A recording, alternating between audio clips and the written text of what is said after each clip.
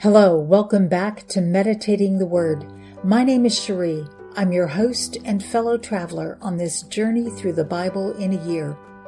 Whether you've been reading the Bible for years, or if this is your first time to read it from Genesis to Revelation, I'm so glad to have you with us. We are in the 9th month of our journey, and we still have a lot of people to meet and places to visit. So let's jump into today's passage. This is day 256. Today we are reading the book of Daniel, chapters 1 through 3. I'm reading from the World English Bible. However, I am omitting the apocryphal portion, so if you're following along in that version, in chapter 3, I will skip from verse 23 to 91 to follow the Protestant Bible. So let's get started.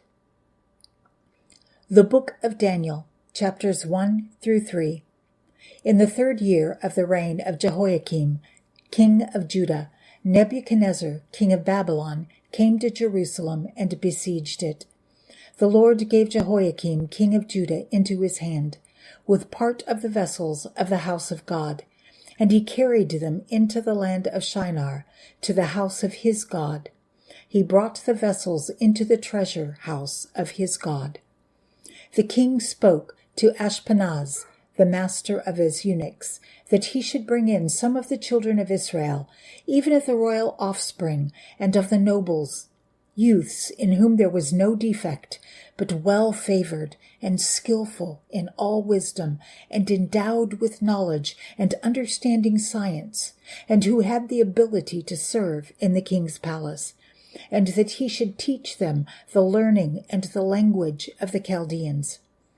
The king appointed for them a daily portion of the king's delicacies and of the wine which he drank, and that they should be nourished 3 years, that at its end they should serve the king.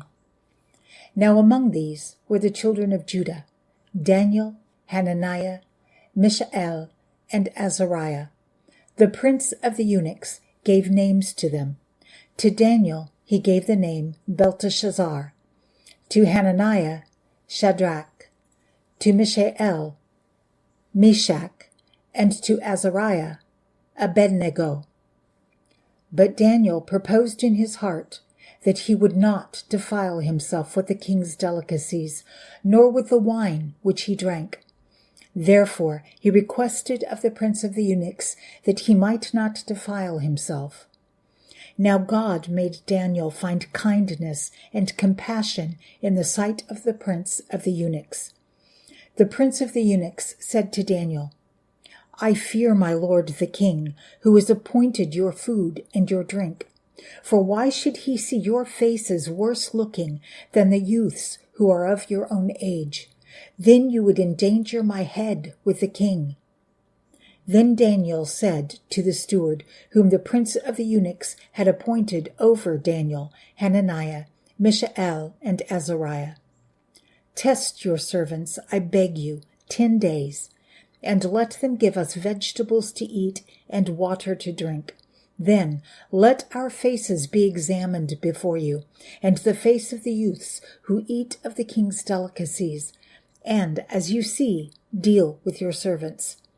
So he listened to them in this matter, and tested them for 10 days. At the end of the 10 days, their faces appeared fairer, and they were fatter in flesh than all the youths who ate of the king's delicacies. So the steward took away their delicacies and the wine that they would drink, and gave them vegetables. Now, as for these 4 youths, God gave them knowledge and skill in all learning and wisdom, and Daniel had understanding in all visions and dreams. At the end of the days which the king had appointed for bringing them in, the prince of the eunuchs brought them in before Nebuchadnezzar. The king talked with them, and among them all was found no one like Daniel, Hananiah, Mishael, and Azariah. Therefore they served the king in every matter of wisdom and understanding concerning which the king inquired of them. He found them 10 times better than all the magicians and enchanters who were in all his realm. Daniel continued serving even to the first year of King Cyrus. In the second year of the reign of Nebuchadnezzar, Nebuchadnezzar dreamed dreams, and his spirit was troubled, and his sleep went far from him. Then the king commanded that the magicians, the enchanters, the sorcerers, and the Chaldeans be called to tell the king his dreams. So they came in and stood before the king. The king said to them, "I have dreamed a dream, and my spirit is troubled to know the dream." Then the Chaldeans spoke to the king in the Syrian language, "O king, live forever. Tell your servants the dream, and we will show the interpretation." The king answered the Chaldeans, "The thing is gone from me. If you don't make known to me the dream and its interpretation, you will be cut in pieces, and your houses will be made a dunghill. But if you show the dream and its interpretation, you will receive from me gifts, rewards, and great honor. Therefore, show me the dream and its interpretation." They answered the second time and said, "Let the king tell his servants the dream, and we will show the interpretation." The king answered, "I know of a certainty that you are trying to gain time, because you see the thing is gone from me. But if you don't make known to me the dream, there is but one law for you, for you have prepared lying and corrupt words to speak before me until the situation changes. Therefore, tell me the dream, and I will know that you can show me its interpretation." The Chaldeans answered before the king and said, "There is not a man on the earth who can show the king's matter, because no king, lord, or ruler has asked such a thing of any magician, enchanter, or Chaldean. It is a rare thing that the king requires, and there is no other who can show it before the king except the gods, whose dwelling is not with flesh." Because of this, the king was angry and very furious, and commanded that all the wise men of Babylon be destroyed. So the decree went out, and the wise men were to be slain. They sought Daniel and his companions to be slain. Then Daniel returned answer with counsel and prudence to Arioch, the captain of the king's guard, who had gone out to kill the wise men of Babylon. He answered Arioch, the king's captain, "Why is the decree so urgent from the king?" Then Arioch made the thing known to Daniel. Daniel went in and desired of the king that he would appoint him a time, and he would show the king the interpretation. Then Daniel went to his house and made the thing known to Hananiah, Mishael, and Azariah, his companions, that they would desire mercies of the God of heaven concerning this secret, and that Daniel and his companions would not perish with the rest of the wise men of Babylon. Then the secret was revealed to Daniel in a vision of the night. Then Daniel blessed the God of heaven.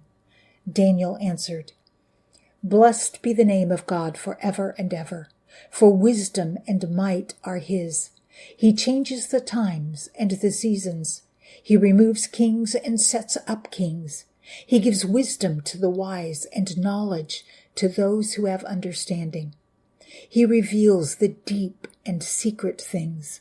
He knows what is in the darkness, and the light dwells within him.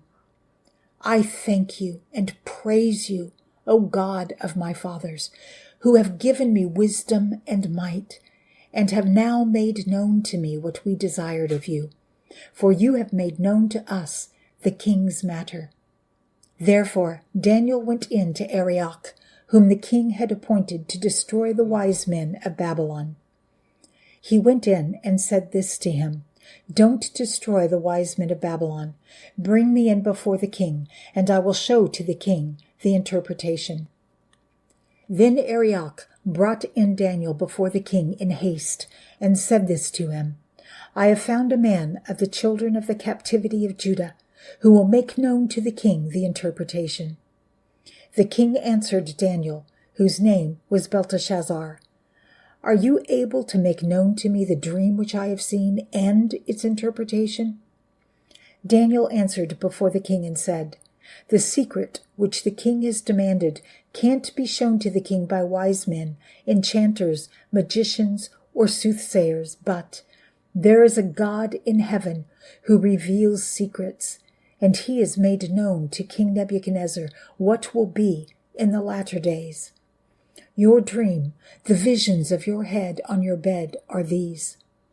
As for you, O king, your thoughts came on your bed, what should happen hereafter, and he who reveals secrets has made known to you what will happen.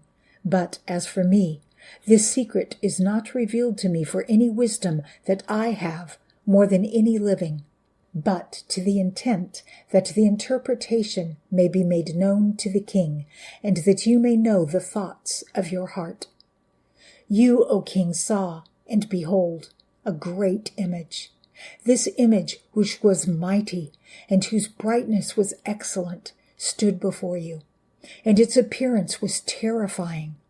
As for this image, its head was of fine gold, its breast and its arms of silver, its belly and its thighs of bronze, its legs of iron, its feet part of iron and part of clay. You saw until a stone was cut out without hands, which struck the image on its feet, that were of iron and clay, and broke them in pieces. Then the iron, the clay, the bronze, the silver, and the gold were broken in pieces together, and became like the chaff of the summer threshing floors. The wind carried them away, so that no place was found for them. The stone that struck the image became a great mountain, and filled the whole earth. This is the dream, and we will tell its interpretation before the king. You, O king, are King of kings, to whom God of heaven has given the kingdom, the power, the strength, and the glory. Wherever the children of men dwell, he has given you the animals of the field and the birds of the sky into your hand, and has made you rule over them all. You are the head of gold. After you, another kingdom will arise that is inferior to you, and a third kingdom of bronze, which will rule over all the earth. The fourth kingdom will be strong as iron, because iron breaks in pieces and subdues all things. And as iron that crushes all these, it will break in pieces and crush. Whereas you saw the feet and toes, part of potter's clay and part of iron, it will be a divided kingdom. But there will be in it of the strength of iron, because you saw the iron mixed with miry clay, as the toes of the feet were part of iron and part of clay. So the kingdom will be partly strong and partly brittle. Whereas you saw the iron mixed with miry clay, they will mingle themselves with the seed of men, but they won't cling to one another, even as iron does not mix with clay. In the days of those kings, the God of heaven will set up a kingdom which will never be destroyed, nor will its sovereignty be left to another people, but it will break in pieces and consume all these kingdoms, and it will stand forever. Because you saw that a stone was cut out of the mountain without hands, and that it broke in pieces the iron, the bronze, the clay, the silver, and the gold. The great God has made known to the king what will happen hereafter. The dream is certain, and its interpretation is sure.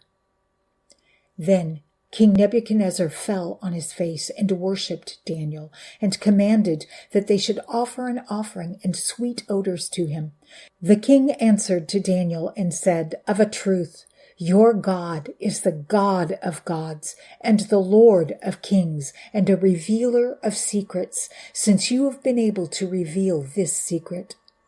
Then the king made Daniel great, and gave him many great gifts, and made him rule over the whole province of Babylon, and to be chief governor over all the wise men of Babylon. Daniel requested of the king, and he appointed Shadrach, Meshach, and Abednego over the affairs of the province of Babylon. But Daniel was in the king's gate. Nebuchadnezzar the king made an image of gold, whose height was 60 cubits, and its width 6 cubits. He set it up in the plain of Dura, in the province of Babylon.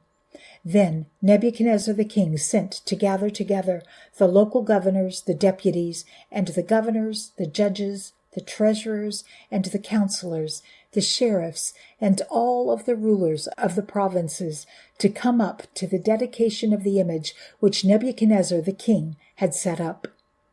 Then the local governors, the deputies and the governors, the judges, the treasurers, the counselors, the sheriffs, and all the rulers of the provinces were gathered together to the dedication of the image that Nebuchadnezzar the king had set up, and they stood before the image that Nebuchadnezzar had set up.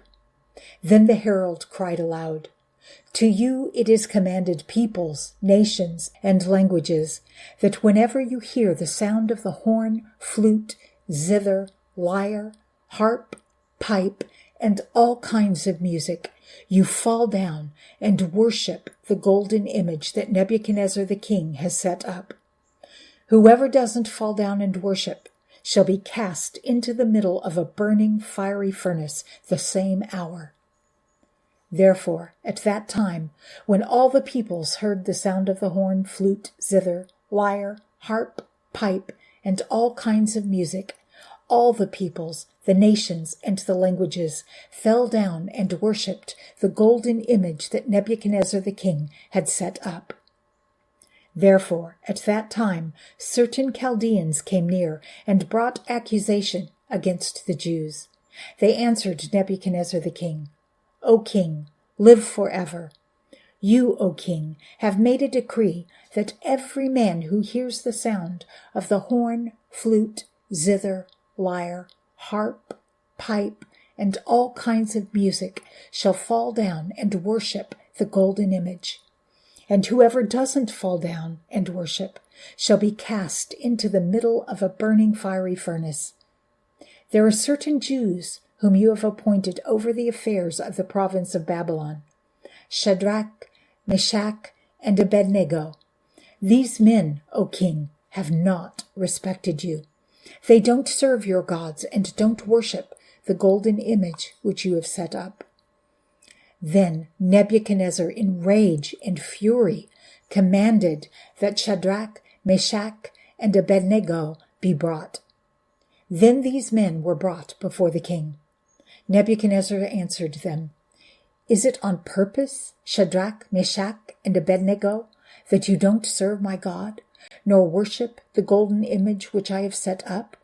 Now, if you are ready, whenever you hear the sound of the horn, flute, zither, lyre, harp, pipe, and all kinds of music, to fall down and worship the image which I have made, good. But if you don't worship, you shall be cast the same hour into the middle of a burning fiery furnace. Who is that God who will deliver you out of my hands?" Shadrach, Meshach, and Abednego answered the king, "Nebuchadnezzar, we have no need to answer you in this matter. If it happens, our God whom we serve is able to deliver us from the burning fiery furnace, and he will deliver us out of your hand, O king. But if not, let it be known to you, O king, that we will not serve your gods or worship the golden image which you have set up." Then Nebuchadnezzar was full of fury, and the form of his appearance was changed against Shadrach, Meshach, and Abednego. He spoke and commanded that they should heat the furnace 7 times more than it was usually heated. And he commanded certain mighty men who were in his army to bind Shadrach, Meshach, and Abednego, and to cast them into the burning fiery furnace. Then these men were bound in their pants, their tunics, their mantles, and their other clothes, and were cast into the middle of the burning fiery furnace. Therefore, because the king's commandment was urgent, and the furnace exceedingly hot, the flame of the fire killed those men who took up Shadrach, Meshach, and Abednego.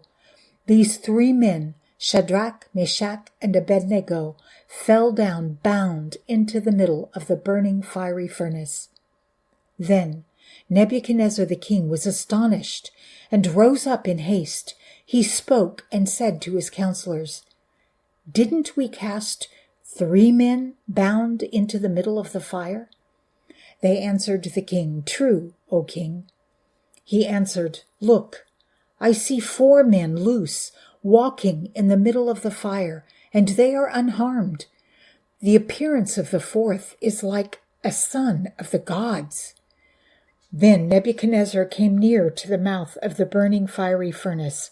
He spoke and said, "Shadrach, Meshach, and Abednego, you servants of the Most High God, come out and come here." Then Shadrach, Meshach, and Abednego came out of the middle of the fire, and the local governors, the deputies, and the governors, the king's counselors, being gathered together, saw these men, that the fire had no power on their bodies. The hair of their head wasn't singed, their pants weren't changed, the smell of fire wasn't even on them. Nebuchadnezzar spoke and said, "Blessed be the God of Shadrach, Meshach, and Abednego, who has sent his angel and delivered his servants who trusted in him, and have changed the king's word, and have yielded their bodies, that they might not serve nor worship any god except their own God. Therefore, I make a decree that every people, nation, and language who speak anything evil against the God of Shadrach, Meshach, and Abednego shall be cut in pieces, and their houses shall be made a dunghill, because there is no other God who is able to deliver like this." Then the king promoted Shadrach, Meshach, and Abednego in the province of Babylon.